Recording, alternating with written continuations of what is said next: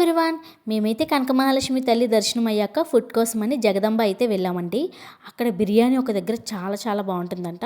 అందుకని తీసుకుని వెళ్ళారు. కానీ ఏం చేస్తాం, అస్సలు లేదు. ఆల్రెడీ ఒకసారి తీసుకెళ్లారు, అప్పుడు కూడా ఆ బిర్యానీ లేదనమాట.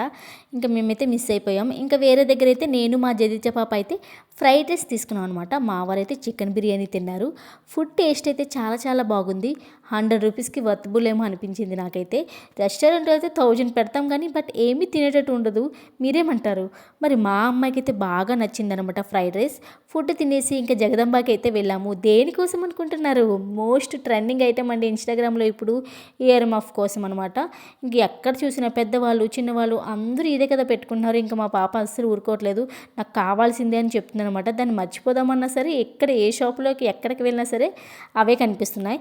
ఇంకా ఎవరండి బాబు దీన్ని ట్రెండ్ చేశారు, 100 రూపాయలు కాస్త 300 అయిందనమాట. 300కి ఎక్కడ తగ్గనంటున్నారు. ఎక్కడ చూసినా ఇదే అనమాట. ఇంకా మా జదిత్య పాప ఊరుకుంటుందా, ఆల్రెడీ కొన్నాము 150 రూపీస్కి. బట్ 300 రూపీస్ అంటే నాకైతే అస్సలు మనసు ఒప్పలేదనమాట.